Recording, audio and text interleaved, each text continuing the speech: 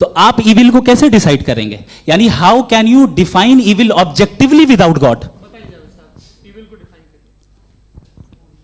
देखिए, दुनिया में दो तरह के जानवर हैं, एक जो अकेले रहते हैं जंगल में और एक जो ग्रुप्स में रहते हैं। ग्रुप में जो भी रहेगा, चाहे वो आपका फाउंडेशन हो, चाहे कोई क्लब हो, चाहे कोई पॉलिटिकल पार्टी हो, चाहे कोई यूनिट हो, उसमें आपको इंटरैक्ट करने के रूल बनाने पड़ेंगे। यानी लोग तय करेंगे।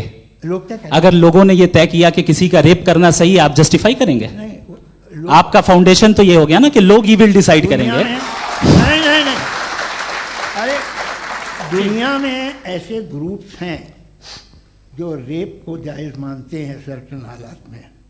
मैं डिटेल में नहीं जानूंगा, आप भी जानते हैं। ये जो आईसिस वाले थे, इन्होंने क्या किया था, तो उन्होंने क्या किया उसका खुदा से कोई ताल्लुक नहीं है सर। मैंने सिंपल सवाल किया कि इविल को आप डिफाइन करते कैसे हैं? आगे वापस आइए जी। आप साथ में तभी रह सकते हैं जब कुछ आप ऐसे उसूल डेवलप करें जिसमें हर एक का बेसिक तहफ़्फ़ुज़, हर एक का बेसिक राइट हो और हर एक को कोई आराम मिले। यही तरीक़ा है किसी भी ऑर्गेनाइजेशन जिसमें एक से ज़्यादा लोग हैं और वो ऐसे चलती है ज़िंदगी। उसमें अगर आप गड़बड़ करेंगे तो तबाही होगी, नुकसान होगा, बर्बादियाँ आएंगी।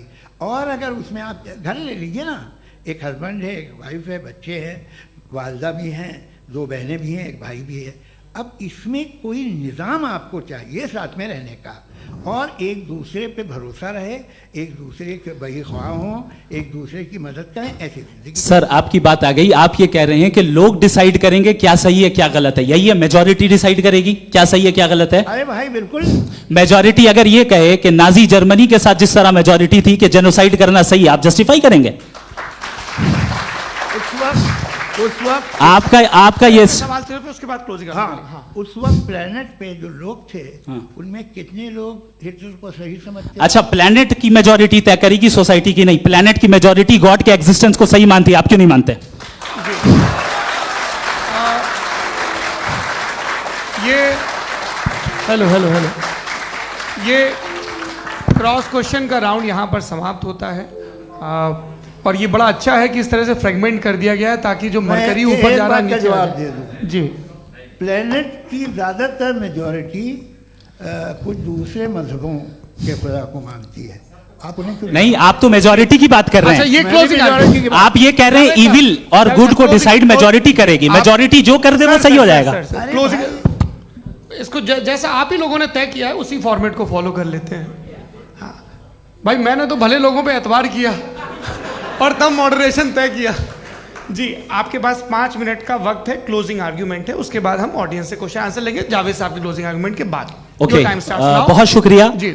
हमारा जो टॉपिक है डज गॉड एग्जिस्ट, मैं इस पे इतने एकेडमिक तैयारी करके आया था। मुझे था कि मैंने सोचा था कि कई सारे मैं आर्ग्यूमेंट्स दूंगा, लेकिन वक्त की भी किल्लत और जावेद साहब बार बार इधर उधर चले जा रहे थे तो उसको भी थोड़ा एंटरटेन करना पड़ गया। डज गॉड एग्जिस्ट पे मैं एक ही आर्ग्यूमेंट दे पाया। आर्ग्यूमेंट्स बहुत हैं और डेफिनेटिव आर्ग्यूमेंट्स हैं, और मेरे आर्ग्यूमेंट को किसी एक राउंड में भी इन्होंने एंटरटेन नहीं किया और रेफ्यूट नहीं किया। एक राउंड में भी नहीं, एक राउंड में भी नहीं। और ना ही अभी आपका क्लोजिंग आर्ग्यूमेंट आएगा, नहीं वो बता देना। Argument of contingency sir. अरे मैं आपसे कई बार कह चुका हूं कंटीजेंसी का मतलब अब मैं कैसे समझाऊं आपको? आपस में हाँ, आप और कितने आसानी से समझाऊं मैं? मुझे तो नहीं समझ में आ रहा है। आप अपनी आर्ग्यूमेंट ऑफ कंटीजेंसी उर्दू में बोल सकते हैं। हाँ, आप अपनी बात पूरी कर लें जी, आखिरी 4 मिनट। दूसरी चीज, just a minute please ma'am, can I talk? दूसरी चीज ये है कि आपने एक तो इसका जवाब नहीं दिया, दूसरा आपने गॉड के ना होने पर कोई डेफिनेटिव आर्ग्यूमेंट नहीं दिया, सिर्फ मजहब पे बात कर रहे हैं आप। मजहब तो आज हमारा टॉपिक ही नहीं था। आज तो हमारा टॉपिक हो, आप मजहब से ले लेकर आईएस तक चले गए। भाई हमारा क्या ताल्लुक है उससे? We condemn them. और उसका गॉड से क्या ताल्लुक है? अगर कोई गलत काम कर रहा है, किसी ने किसी को कत्ल किया, किसी ने किसी का रेप किया, उसको सजा मिलनी चाहिए। और आपके पास कोई भी rational strong foundation of morality नहीं है। आपने कहा कि मेजॉरिटी तय करेगी सोसाइटी की, वो सही होगा। मैंने कहा हिटलर को फिर आप सही कहेंगे, नहीं नहीं नहीं नहीं, प्लैनेट की सोसाइटी की मेजॉरिटी तय करेगी। तो प्लैनेट की मेजॉरिटी गॉड के एग्जिस्टेंस को मानती है, आप कह रहे हैं ये रिलीजियस है। तो यानी आपके पास कोई स्ट्रांग फाउंडेशन नहीं है ऑब्जेक्टिव मोरालिटी का। ऑब्जेक्टिव मोरालिटी का अगर कोई फाउंडेशन है तो वो सिर्फ गॉड है, गॉड है, गॉड है। थैंक यू जी। ये मुफ्ती शमाइल नदवी साहब का क्लोजिंग आर्ग्यूमेंट था। अब हमारे पास जी जी ये बड़ा अच्छा है कि दोनों लोगों को मॉडरेटर से शिकायत भी और बोल रहे भाई हमारी शाबाशी भी तो करते चलो।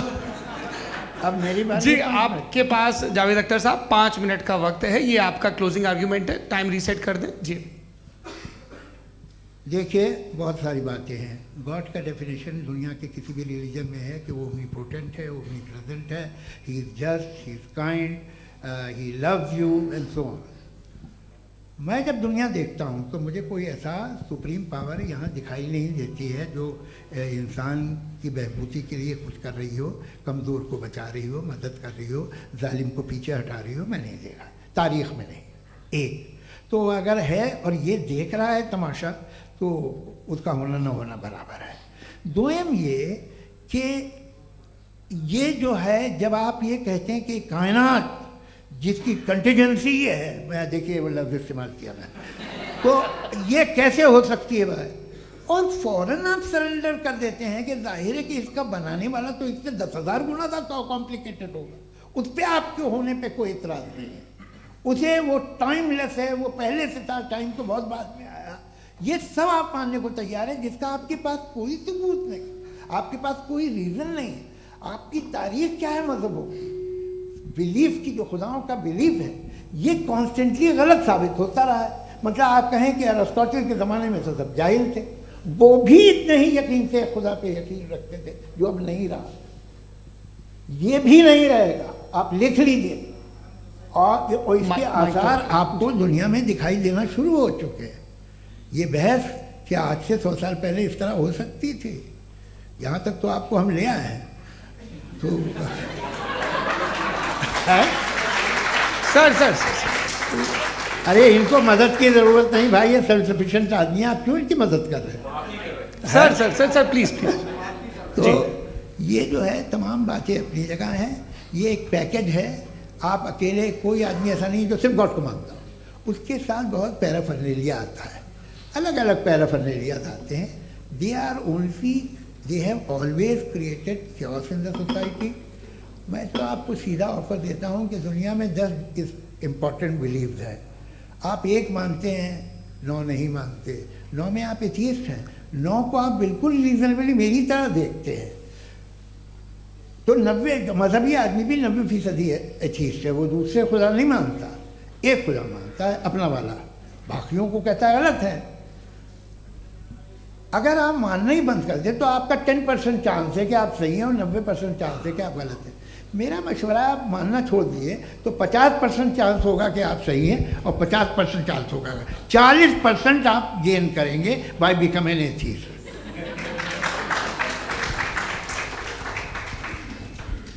ये एक फरसूदा ख्याल है, ये ख़त्म हो रहा है। हो सकता है मेरी ज़िंदगी में ना हो, लेकिन ये हो जाएगा। जो बातें ये इनको आप मेटाफिज़िकल, ये वो ऐसे रिस्पेक्टेबल टर्म दे दिए, ये तो उन लोग के हैं जिन्हें ना फिज़िक्स मालूम थी ना मेटा मालूम था, ये उन्होंने आपको दिए हैं। जी बहुत शुक्रिया आप दोनों लोगों का। और अब इस बातचीत का आखिरी राउंड शुरू होगा, डज गॉड एग्जिस्ट की ये बहस मुफ्ती शमाइल नदवी और जावेद अख्तर साहब के बीच। आप लोग अपने अपने हाथ ऊपर करेंगे, मैं यहाँ से तय करूँगा। और माइक हमारे पास है क्या? एक ही माइक है ऑडियंस के लिए? 2 माइक है, एक इस तरफ एक इस तरफ, ठीक है। तो जी सबसे पहले हमारी सहयोगी है मारिया शकील जी, पूछिए सवाल। थोड़ा सा रुकेंगे ताकि कैमरे का फ्रेम आप पर आ जाए, आपकी तो प्रैक्टिस है टीवी की। जी नदवी साहब, मैं खुदा को मानती हूँ, पहले मैं इसी प्रमाइस से शुरू कर रही हूँ और ये बता रही हूँ आपको, मैं मानती हूँ। लेकिन कुछ सवाल हैं जो जावेद साहब ने उठाया, उसका जवाब आपको देना चाहिए। पहला सवाल ये कि गज़ा में सालों से छोटे बच्चे मर रहे हैं, वो उनको, अगर खुदा मर्सीफुल है, हम मानते हैं कि अल्लाह ताला में बहुत ताकत है, तो वो बच्चे क्यों मर रहे हैं? दूसरी बात ये कि अगर कंटिजेंसी की जो आप बात करते हैं, पूरे मुस्लिम ममालिक मिल करके भी उन गजा के बच्चों को क्यों नहीं बचा पा रहे हैं? क्योंकि अगर वो चाहते, क्योंकि अल्लाह ताला उन पर हुकूमत करते हैं, सब पर हुकूमत करते हैं, तो वो उनको क्यों नहीं बचा? जी, thank you. Thank you very much. बहुत अच्छा किया आपने, इस चीज़ को जिक्र कर दिया। मैं इसको और अच्छे से एक्सप्लेन करने की कोशिश करता हूँ। देखें, जहाँ तक आपने कहा कि गजा के बच्चों को मारा जा रहा है, देखें दो वर्ल्ड व्यू है, एक एथीस्टिक वर्ल्ड व्यू, एक थीस्टिक वर्ल्ड व्यू है। बच्चे मर रहे हैं दोनों वर्ल्ड व्यू में, लेकिन हमारा वर्ल्ड व्यू कह रहा है कि रिकॉम्पेंस है, ये कह रहे हैं कि उनका मरना बेकार जाने वाला है, कोई उसका रिकॉम्पेंस नहीं है, चूंकि इनके यहाँ आखिरत और अल्लाह का कोई तसव्वुर या गॉड का कोई तसव्वुर नहीं है।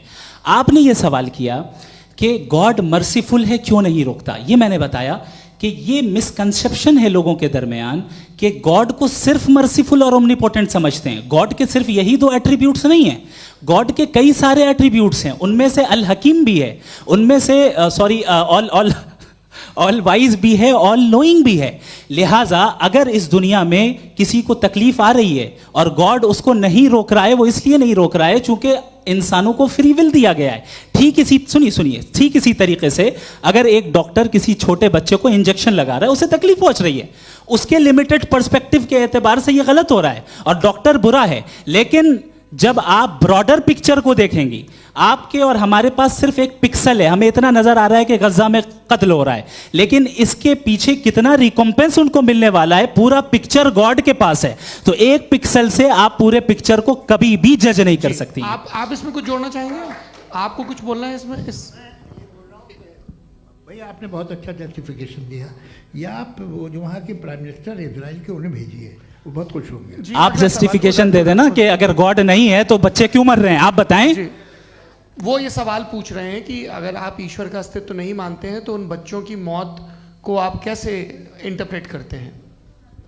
भाई ये दुनिया जो है, जो ताकतवर लोग होते हैं वो एक नाइंसाफी करते हैं। तो ये अच्छा काम है आपके नजदीक, तो नेचर नाइंसाफी पे मबनी है। अरे मेरे भाई, आप नेचर की कहाँ बात कर रहे हैं, तो इंसान की बात। तो फिर जब मैं इंसान की बात कर रहा था, आप नेचर की बात करने लग गए। क्रॉस एग्जामिनेशन नहीं। हाँ, अब आप मुझे बोलने नहीं देंगे तो अलग बात है, आप बोलिए, मैं मुझे कोई जल्दी नहीं। जी नहीं, ये क्रॉस एग्जामिनेशन मुझे बोल तो लेने दीजिए। जी बोलिए। क्या बात ये है कि ह्यूमन सोसाइटी तभी साथ में रह सकती है जब वो मोहब्बत से, एकता से, एक दूसरे के एहतराम करके रहे।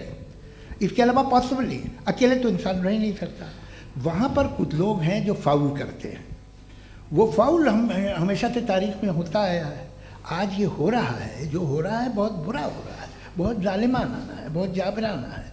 उसको आप कहें कि ये बच्चों को कॉम्पनसेशन मिल जाएगा या इसकी इंजेक्शन है, इंजेक्शन तो हेल्थ के लिए दिया जाता है। आप ये कह रहे हैं कि ये बच्चों की जो धज्जियां उड़ रही हैं ये इंजेक्शन है, ये टेस्ट है, ये टेस्ट है और उस टेस्ट में उनको ऐसा रिकॉम्पेंस मिलेगा जो आपके तसव्वुर के बाहर है। ये आप 3 बरस के बच्चे को बारूद से उड़ा के टेस्ट ले रहे हैं। वाह, वो नहीं ले रहा है, खुदा नहीं उड़ा रहा है, इजराइल उड़ा रहा है। जी, ये तो उसको कंडेम अगला सवाल लेते हैं प्रोफेसर पुरुषोत्तम अग्रवाल। मुफ्ती साहब, एक निवेदन आपसे है कि कम से कम थोड़ा सा माइक क्लोज, एक रिलीजियस और फिलॉसफिकल कर मैम प्लीज। एक रिलीजियस और फिलोसॉफिकल ट्रेडिशन है जो ब्रह्मांड को यानी यूनिवर्स को ही अंतिम मानती है। सर्वम खलु इदम ब्रह्मम, this is Chandogya Upanishad and it completely rules out the existence और नेसेसिटी, आपके शब्दों में necessity of a creator. The creation itself is the creator. तो एक मिनट प्लीज। दूसरा जो सवाल आपने अभी, जो आप बार बार कह रहे हैं कि भगवान विद्वान भी है, वाइज, सब जानने वाला, तो अगर विजडम में दुनिया भर के पापों और अत्याचारों को बर्दाश्त करना शामिल है, तो फिर इसका मतलब ये हुआ कि अगर मैं फ्री विल से उसको अपोज करता हूं तो ईश्वर की विजडम और मेरी फ्री विल में कॉन्ट्राडिक्शन है। Because when I am opposing whatever is happening in Gaza, then I am opposing the God's will और गॉड्स विजडम। जवाब लेते हैं तो गॉड की विजडम में, एक मिनट सर प्लीज सर, ये एक जुमला, गॉड की विजडम है कि गाजा में जो कुछ हो रहा है वो हो रहा है, मैं उसको अपोज कर रहा हूं, तो मैं गॉड की विजडम के खिलाफ जा रहा हूं। एक सवाल। दूसरा ये नहीं आपने 2 ऑलरेडी कि सर आप और सवाल कर लें, लेकिन मुझे 2 जवाब दे सर, दें। सर, पहले आपने ये कहा, सर, सुनिए मेरी बात सुनिए। भाई इजराइल के बोर्ड के मुताबिक तुम्हारा ठीक हो रहा है ना? प्रोफेसर, नहीं हो रहा है, ठीक नहीं हो रहा है, मैं बता रहा हूँ क्या हो रहा है। आप तशरीफ रखें, मैं बता रहा हूँ क्या हो रहा है। Let me complete please. एक सेकंड गाइस, एक सेकंड। ये देखिए ऐसा है कि ये सब बड़ा आपस में विचार विमर्श के बाद ये तय हुआ था कि कुछ नियम बना लिए जाएं ताकि एक टाइम बाउंड बातचीत चले। और भाई साहब आप बड़ा जरूरी काम कर रहे हैं, लेकिन कैमरे के फ्रेम में आके उस काम को गड़बड़ कर दे रहे हैं। ठीक है गुरु, अब मेरे को कहीं का गुस्सा कहीं निकालना था, सॉरी। नहीं कोई गुस्सा नहीं है जी। तो प्रोफेसर ने सवाल पूछे, आप उनके जवाब दें, और थोड़ा ये सब लोग थोड़ा ख्याल रखें भाई, सवाल संक्षिप्त रखें जी। आपने 2 सवाल किए। सबसे पहला ये कहा कि हमारे पास ये कॉन्सेप्ट है कि ये यूनिवर्स खुद नेसेसरी बीइंग है, creation itself is the creator. How irrational is this कि मैं एग्जिस्ट करूंगा बाद में, लेकिन अभी एग्जिस्ट कर भी रहा हूं, यानी एक ही टाइम में एग्जिस्ट भी कर रहे हैं, नहीं भी कर रहे हैं। This is not true. दूसरी चीज आपने कहा कि अगर इजराइल में, सॉरी माफ कीजिएगा, Israel doesn't exist, occupied Palestine में अगर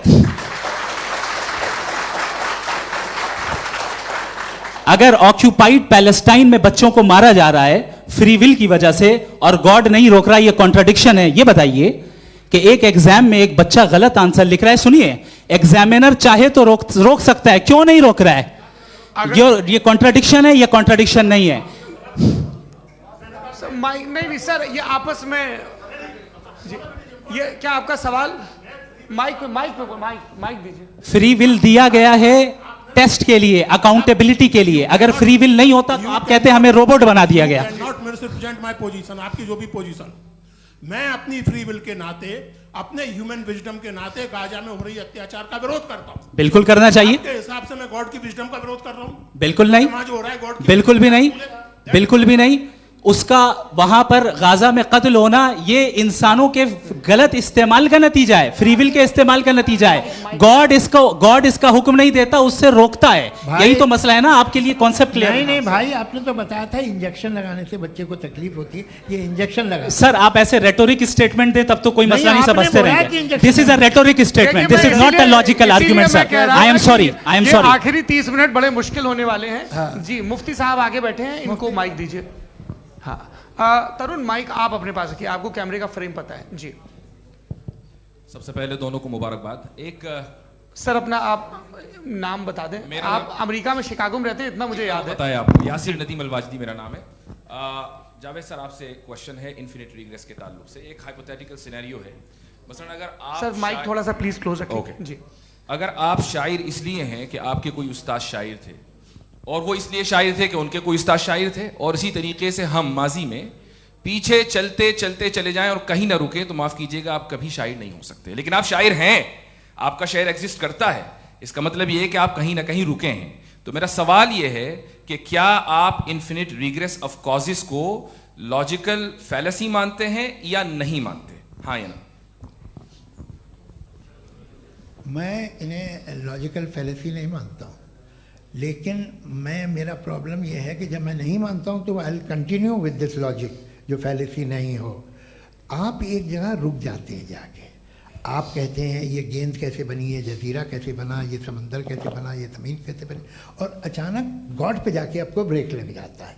एक बार आप सवाल नहीं करते कि भाई इनको बनाने वाला तो इनसे भी कॉम्प्लिकेटेड होगा, वो कैसे बना, उसके बारे में आपने इत्मीनान कर लिया, वो हमेशा से है। तो अगर आप उसे हमेशा से मानते हैं तो फिर ये मान लीजिए कि कायनात हमेशा से है, क्या तकलीफ? फिर हम वजूद में नहीं आते जी है?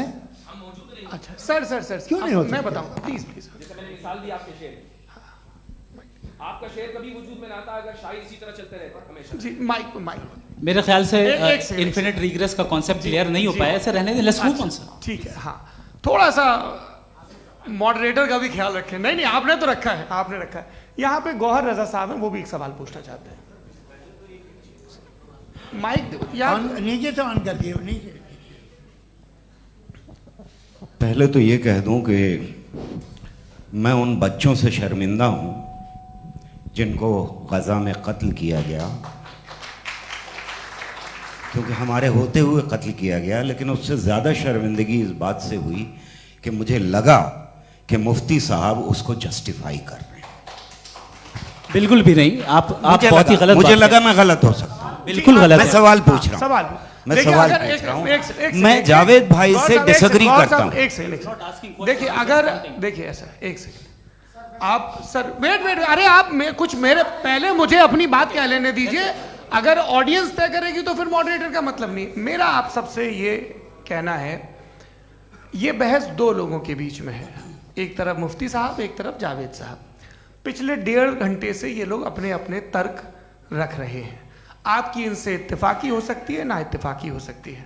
मेरे उस्ताद मुझे सिखा गए हैं कि मुखामुखम में असहमति की गुंजाइश बची रहनी चाहिए। अगर मैं आपकी बहुत इज्जत करता हूँ गौहर साहब, आपने जो कमाल की किताबें लिखी, साइंटिफिक टेम्परामेंट, लेकिन मेरी ये गुजारिश है आप सबसे कि यदि आप इन लोगों ने जो बोला उन पर टिप्पणियां करेंगे तो ना वक्त की पाबंदी रहेगी, ना वो अनुशासन। आप सवाल पूछ लें, उस सवाल में जो बात आ जाए वो आ जाए। मैं जावेद साहब से डिसएग्री करता हूँ, इसलिए जावेद साहब से सवाल पूछ रहा हूँ। आपका सवाल जावेद अख्तर साहब से। और सवाल ये है मेरा कि जावेद साहब ने कई बार लॉजिक का इस्तेमाल किया कि साइंस में लॉजिक है और रिलीजन में लॉजिक नहीं है। मेरा ख्याल ये है कि रिलीजन में भी लॉजिक है, लेकिन उस लॉजिक की बेसिस ये है कि आप रुक जाते हैं, जिसका जिक्र जावेद साहब ने बार बार किया, यानी खुदा के तसव्वुर पे आते हुए, गॉड के तसव्वुर पे आते हुए रुक जाते हैं। और इसमें सवाल पूछना मतलब फॉरबिडन होता है। सवाल यह है कि क्या जावेद साहब इससे एग्री करते हैं कि साइंस की लॉजिक अलग है और रिलीजन की लॉजिक अलग है? बताइए सर। देखिए, 3 चीज़ें हैं। साइंस है, एक है मंतिक है, इस्तिदलाल है, और एक जो है कुछ भी नहीं है, फेथ है, अकीदा है। मैं अकीदे की लॉजिक का कायल नहीं हूँ। मुझे आप इस्तिदलाल से, लॉजिक से, रीज़न से समझाइए, मैं मानने को तैयार हूँ, मेरा क्या नुकसान होगा। लेकिन ये कि अकीदे पे मैं नहीं जा सकता हूँ। अकीदे का मतलब है कि तुम ये मान लो, सवाल ना करो, ये नहीं। आप सारी बातें करके, बड़ी साइंटिफिक बातें करके एक जगह जाके खुदा के हुदूद पे रुक जाते हैं, सरेंडर कर देते हैं। मैं सरेंडर करने को तैयार नहीं। That's all. जी, ये आगे सर बैठे हुए हैं, इनको माइक दीजिए। भाई वो आप पूछना चाह रहे थे ना भाई? हाँ, नहीं मैं ये थैंक यू। जी, आपका नाम? आसिम इफ्तिखार। आसिम जी, पूछिए।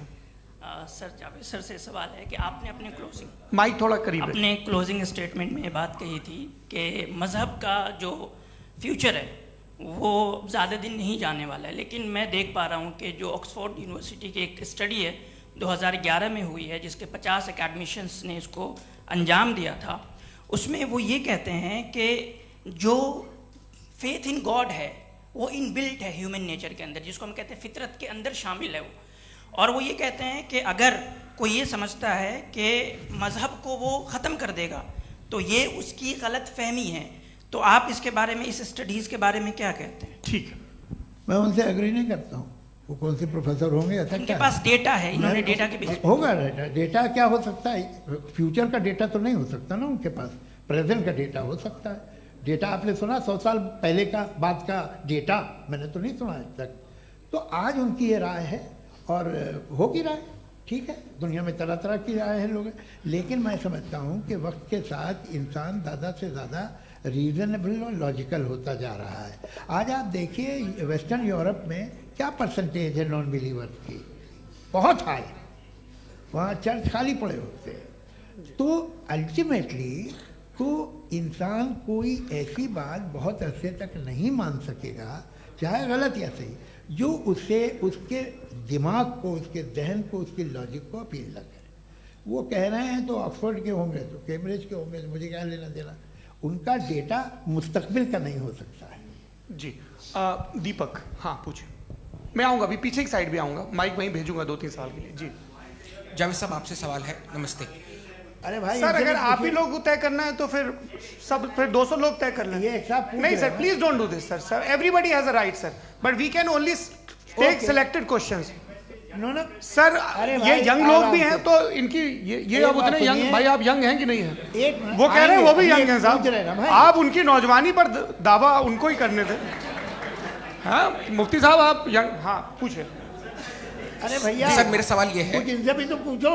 जी हाँ। नहीं, बस आपसे एक सवाल है। जैसे थीस्टों के पास अपने जो ईश्वर को मानते हैं उनके पास अपने सोशल गेट टुगेदर्स हैं। 5 रोज आज क्रिसमस आने वाला है, होली है, दिवाली है, ईद है। एथिस्ट क्या ऑफर कर रहे हैं? मतलब मैं इनकी दुकान से बोलूं मैं आना चाहता हूं उस तरफ, पर मैं अट्रैक्ट नहीं हो पा रहा हूं। मैं सोशल गेट टुगेदर्स क्या है आपके पास?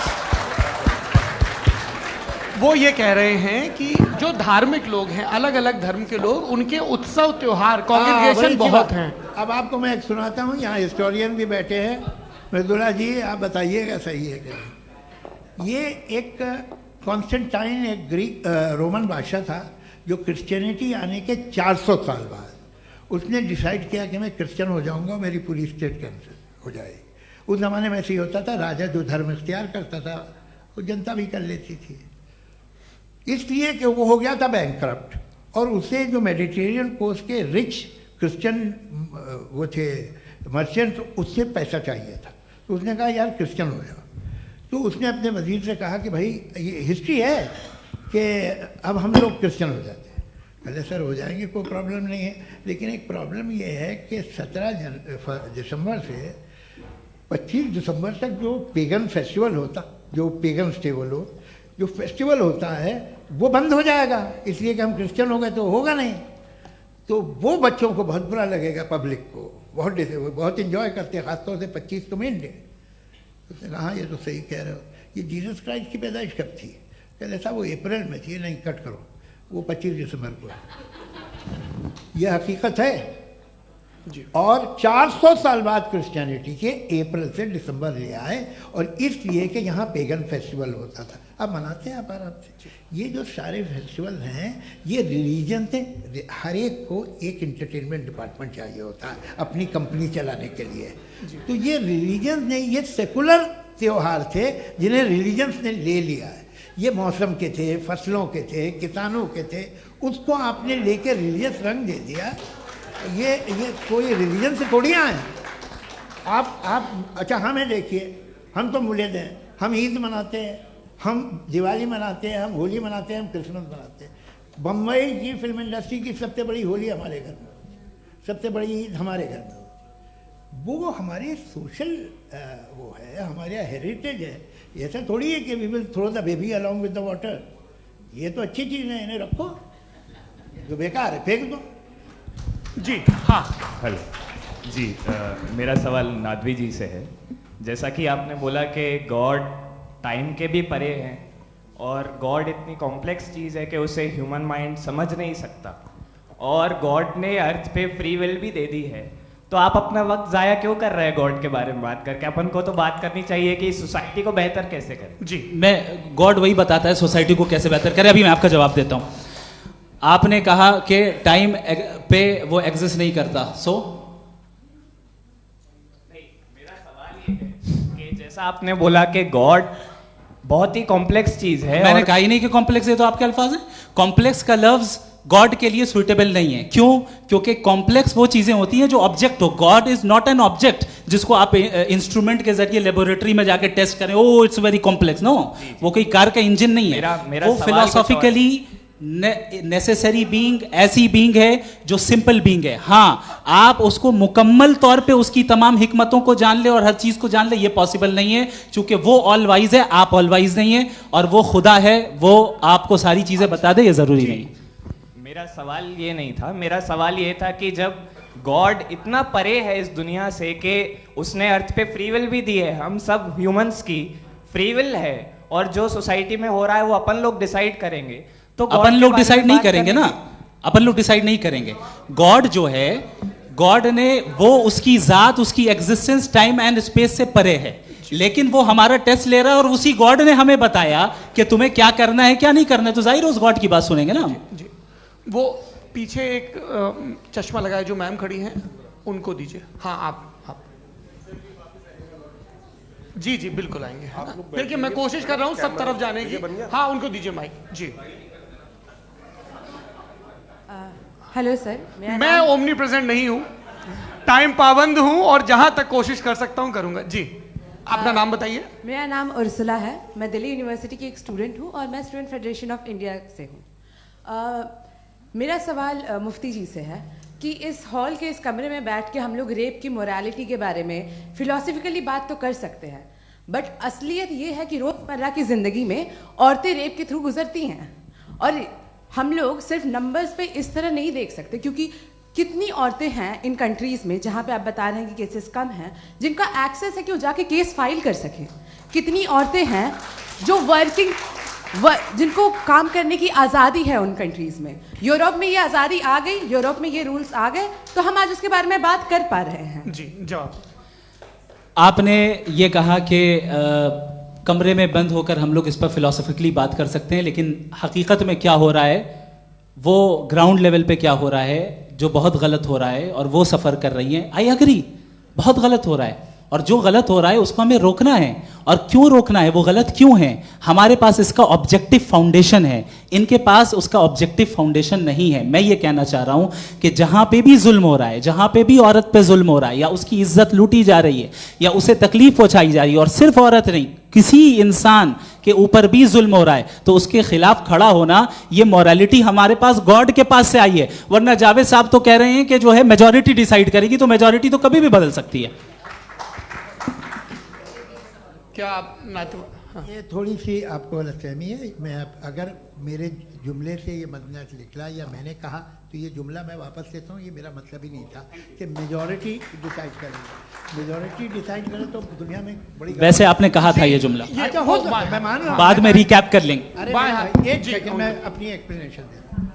मुनासिब बात यह है कि हम सब के सब दिल में जानते हैं कि क्या अच्छा है क्या बुरा है, हमें पता है अच्छी तरह से। जो लोग बुरे काम करते हैं उन्हें भी मालूम अच्छा क्या है। यही तो सवाल था हजरत, कि फिर ये मोरालिटी आई कहाँ से? Cross examination. हाँ जी, हाँ। मोरालिटी साथ रहने की डिजायर से आई, यानी साथ रहकर जो कुछ कह दे, जो कुछ कर दे, वो हो जाएगा। नहीं नहीं, तो आप कायदे से रह ही कर सकते हैं जब तक लोगों में मोरालिटी हो, वरना क्यास हो जाएगा। ये आपको कैसे पता? जी, हमने देखा ना, जहाँ मोरालिटी का क्यास हो गया, हम देखते हैं। कहाँ पे देखते भाई? तो दुनिया में आप जो कह रहे हैं, आप कहीं पे अगर गलत हो रहा है तो उसको आप गलत देखिए। आप एपिस्टेमोलॉजी की बात कर रहे हैं, मैं ऑन्टोलॉजी की बात कर रहा हूँ। मैं इस बहस के बाद आप दोनों लोगों को चाय पे होस्ट करूंगा, वहां पे क्रॉस एग्जामिनेशन कर लीजिएगा। अभी ऑडियंस का हक मार रहे हैं आप लोग भाई, सर जस्ट लोग हैं आप लोग। और ये भाई ये उधर आएंगे, जी सर आएंगे। अच्छा सर, मेरा नाम लईकुर रहमान है और मैं अलीगढ़ मुस्लिम यूनिवर्सिटी का स्टूडेंट हूँ। और जहाँ तक मुझे पता है कि sir you are also product of Aligarh Muslim University. मैं भी उसी चमन का बुलबुल। हाँ सर, तो बहुत खुशी हुई मुझे जान करके कि मैं आपसे मिलूंगा। सवाल सर, मेरा सवाल यह है, सर सैयद अलैहिर्रहमा का नज़रिया ये था कि खुदा के वजूद को अक़ल के दायरे में रह कर के तलाश करना, न कि पूरी तौर से उसका इनकार कर देना। Sir how will you define it? नहीं, तो ये तो आप इन्हें बताइए। ये सवाल आपसे, खुदा का वजूद साबित कर रहे हैं तो सर आपने इनकार कर रखा है, इस वजह से मेरा क्वेश्चन। उन्होंने यही एक सेकंड, सर सैयद ने यही कहा ना कि अक्ल से आप खुदा के वजूद को साबित नहीं कर सकते, यही कहा ना भाई। वो उन्होंने कहा कर सकते हैं और वो कर दिया गया आज। वो फोन दो। तलाश करना या साबित करना अक्ल से नहीं हो सकता। अरे सवाल तो सुन लीजिए जी। अक्ल से नहीं हो सकता है, यही कहा ना आपने। अक्ल से हो सकता है, अरे वो यही कह रहे हैं भाई, आप बता रहे हो सकता है, वो तो कुछ और। आप अगर सर देखो नौजवान फोन ले लो, वो इतनी कमाल की यूनिवर्सिटी है। अरे भाई दे दो ना जरा, एक मिनट दे दो भाई, मेरी बात सुनो, माइक पे बोलो ताकि जो लाखों लोग देख रहे हैं। माइक दे दो ना। अरे देंगे ना माइक, तुम ठहरो तो। हाँ सर, मेरा सवाल ये था कि सर सैयद अलैहिर्रहमा का एक नज़रिया था अपना कि खुदा का जो वजूद है उसको अक़ल के दायरे में रह करके तलाश करना है, न कि पूरे तौर से इनकार कर देना है। ये उनका कॉन्सेप्ट था। लेकिन मेरा सवाल ये है कि आप इसको कैसे डिफाइन करते हैं, एक्सप्लेन कैसे करेंगे? मैं आपसे जानना चाहता हूँ, क्योंकि you are the product of Aligarh Muslim University. मुझे अक़ल के दायरे में रख के मैंने बहुत तलाश की, मुझे मिला नहीं। हाँ, ये इधर वो चश्मा लगाए जो, हाँ उनको दे दीजिए। जी जी फटाफट पूछिए, बस 5 मिनट है, 5 मिनट में खत्म हो रहा है। हाँ अस्सलाम वालेकुम मुफ्ती साहब। एंड मेरा सवाल जावेद अख्तर साहब से। क्या नाम है आपका? अरे भैया सब मुझे तो क्या पूछ रहे हो यार? फैज पूछिए फैज साहब। तो मेरा सवाल ये है कि अभी जो एथियस्ट है वो problem of evil argument use कर रहे हैं अगेंस्ट मुस्लिम्स, राइट? कि इस दुनिया में इतना सारा ईविल है और अगेंस्ट मुस्लिम तो यहाँ अगेंस्ट थियस्ट। हाँ थोड़ा सा करेक्ट कर लीजिए भाई, पूरी मशक्कत इसी बात की थी कि किसी एक मजहब पे बात न टिके। जी, तो बेसिकली ये आर्ग्यूमेंट ऐसा है कि इस दुनिया में इतना ज़्यादा ईवल एग्जिस्ट करता है और अगर एक ऑल गुड गॉड है तो वो रोकता क्यों नहीं है? लेकिन इस सवाल में एक हिडन अजम्पशन ये है कि इस दुनिया में ईवल एग्जिस्ट करता है। अब एथियस्ट ये कैसे ऑन्टोलॉजिकली प्रूव कर सकते हैं कि इस दुनिया में ईवल एग्जिस्ट करता है? मैं आपको बताता हूँ, थोड़ा सा समझा। नहीं सर, हम लोग इनको सुनिए। नहीं please don't do that. I want to explain ontologically. नहीं हम समझ गए सर, इनको अब जवाब देने दीजिए। अच्छा सवाल पूछ लो। मैं अभी तक क्या था वो मैं थोड़ा सा ऐड ऑन कर लेता हूँ। तुम गुरु, तो हम जब इसका राउंड 13 करेंगे ना तब तुमको स्टेज पे बिठाएंगे। जी तो हाँ जल्दी से। तो देखिए एथियज्म के हिसाब से सब कुछ रैंडमली बन गया है, सब कुछ एटम्स और मॉलिक्यूल्स है। एक पत्थर में और मुझ में सिर्फ इतना फर्क है कि हम लोग एटम्स और मॉलिक्यूल्स का अलग अलग रीअरेंजमेंट है। अब एक पत्थर को कोई इंसान तलवार से 2 टुकड़ों में काट दे या मुझे, according to atheism it is same. There is no evil and good according to atheism. जी अच्छा, फैज साहब का सवाल ये है कि हाँ कोशिश भी करते तो इससे गलत सवाल नहीं कर पाते। एक लाइफ फॉर्म है और लाइफ फॉर्म में फीलिंग्स हैं, मतलब लाइफ फॉर्म सुनता है, देखता है, टेस्ट कर सकता है, फील कर सकता है। तो उसकी ये जो क्वालिटी इस बबल में आ गई हैं वो जानवर में भी है, इंसान में भी है। तो जाहिर है कि उसे कोई तकलीफ पहुंचेगी, तो चूंकि उसके पास वो सेंसिटिविटी है तो मैं करेगा। पत्थर में वो सेंसिटिविटी नहीं है। तो ये क्या सवाल हुआ कि अगर पत्थर को काटा तो पत्थर को तकलीफ नहीं होती, तो आपको काटे तो आपको क्यों तकलीफ हो? बैठ जाइए। जी हाँ अगला सवाल। हाँ पूछे जी जावेद अख्तर साहब। अरे भैया सब आप लोग मुफ्ती साहब को छोड़ रहे हैं, मेरे ही पीछे पड़े हैं क्या? चलो बोलो भाई। You asked how God can exist when children die in Gaza. Huh? You asked how God can exist when children die in Gaza, and you also mentioned the rise of atheism in Europe. But the same events also are leading many atheists and non-believers to turn towards faith. How do you interpret this contradiction, where suffering pushes some away from God, yet brings others closer to belief? देखिए आपको एक बात बताऊं, दुनिया perfect तो कहीं भी नहीं है, हर जगह कुछ खामियां हैं। बेटा एक मिनट, मैं आप ही को कहेंगे, देखो वो तो कुछ खामियां, कमज़ोरियां, खराबियां सब जगह है। लेकिन अगर देखोगे ईमानदारी से कि दुनिया सबसे ज़्यादा महज़ब कहाँ है, एक आम शहरी को कहाँ हुकूक हासिल हैं, वो बोल सकता है, अपनी मर्ज़ी से काम कर सकता है, अपनी मर्ज़ी से राय दे सकता है, हुकूमत के ख़िलाफ़ बोल सकता है, बरसरे इक़्तिदार लोगों के बारे में बोल सकता है, सरमायादारों के ख़िलाफ़ बोल सकता है। तो आपको ये स्कैंडिनेवियन कंट्रीज़ में मिलेगा, वेस्टर्न यूरोप में मिलेगा। मैं नहीं कह रहा वो परफेक्ट है, बिल्कुल नहीं, वहाँ बहुत ख़राबियाँ भी हैं, परफेक्ट तो कोई नहीं। लेकिन जिन जिन मुल्कों में, लैटिन अमेरिका देखो, गल्फ़ देखो, वहाँ पर आपको ये ज़रूर है कि रेप नहीं होते होंगे। रेप की ज़रूरत क्या है भाई? उसको तो ख़रीद लो, घर में रखो, सड़क पर रेप करने की क्या ज़रूरत है? मगर सुनिए, मगर हकीकत ये है कि वहाँ शख्सी आज़ादी राय देने की, बोलने की नहीं है। जी ये एक आखिरी सवाल मुफ्ती साहब से। हाँ मैम, इनको माइक दीजिए। शुक्रिया। मेरा नाम मनीषा है, मैं हरियाणा से आई हूँ। मैं मुफ्ती साहब से एक बात पूछना चाहती हूँ। आप बार बार जावेद साहब को कॉन्ट्राडिक्ट तो कर रहे हैं कि आपने ये कहा, लेकिन आप भी अजम्पशंस के बेसिस पे बात कर रहे हैं। आपने खुदा के होने का कौन सा प्रूफ पेश किया है, खुदा की एग्जिस्टेंस का? अब इस सवाल को अलग रहने दीजिए, कौन एथीस्ट है कौन नहीं है। और दूसरी बात जो आपने एक छोटी सी कही थी कि ये फ्री विल का इस्तेमाल करता है इंसान अपनी, लेकिन उस फ्री विल का इस्तेमाल में मतलब खुदा ने ये दे दी सबको ये इजाज़त कि वो कितना घिनौनापन और कितने ज़्यादा ख़राब से ख़राब तरीके इस्तेमाल कर सकते हैं। जवाब सुनते जी। आप फ्री विल को मानती है ना, या अब कहती है कि फ्री विल नहीं है ना? मानती है ना? तो अब आपके पास इसका कोई एक्सप्लेनेशन नहीं है कि अगर एक इंसान उस फ्री विल का इस्तेमाल करके गलत काम कर रहा है और बच के अच्छी ज़िंदगी गुजार के निकल जा रहा है, उसका कोई रिकम्पेंस नहीं है। हमारे वर्ल्ड व्यू में जो इंसान गलत काम कर रहा है उसको भी रिकॉम्पेंस यानी उसका बुरा बदला मिलना है, और जो सही काम कर रहा है उसको सही बदला मिलना है। लिहाजा जो फ्री विल है वो इस तरीके से है कि एक लिमिटेड टाइम तक खुदा ने मोहलत दी है। ऐसा ही नहीं कि छूट दे दी, जो करना है करते रहो हमेशा।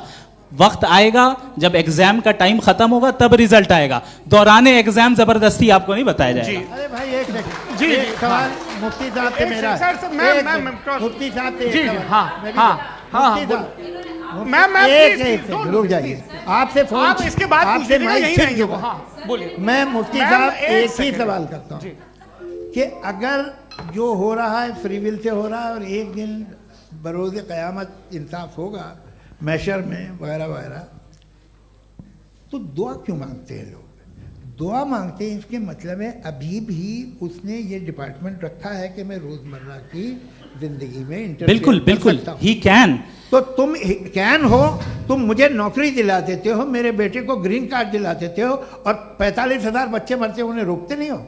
नहीं तो क्या आप ये कह रहे हैं कि इस दुनिया में जालिमों को कभी पकड़ ही नहीं होती है? अरे जो भी पकड़ होगी वो बच्चे रोते हैं। बिल्कुल, देखें वो मैंने औरतें अपने रोती हैं ओपनिंग जिनके स्टेटमेंट में यही कहा था आप कि मुझे जनाब नौकरी जावेद साहब दिलवा सिर्फ रहे हैं, इमोशनल मेरी आर्गुमेंट बेटी की जगह सही दिस इज जगह एन शादी इमोशनल करा रहे हैं। आर्गुमेंट। ये छोटे मोटे देवियों और इसके सज्जनों, पीछे देवियों और इसके सज्जनों, पीछे का रीजन मैंने बताया क्या है, देखिए इसके मैं पीछे का बार-बार यहाँ विजडम क्या है पर मैंने बताया। मंच से आप लोगों को सज्जनों इसलिए कह रहा हूं ताकि थोड़ा सा आपके कॉन्शियंस पे जोर रहे कि आपको ऑर्डर बचा के रखना है।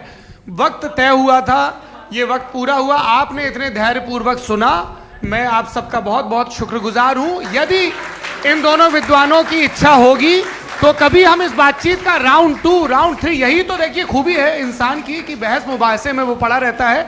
आप लोगों ने बड़े धैर्य का परिचय दिया, बहुत बहुत शुक्रिया। इसी के साथ ये बातचीत यहाँ पे आप समाप्त लोग को होती है। मैं एक बात बता दूं, ये सारी बहस हो गई, अब मुफ्ती साहब और बड़े मुफ्ती साहब इन साथ के साथ मैं खाना खाने वाला हूँ।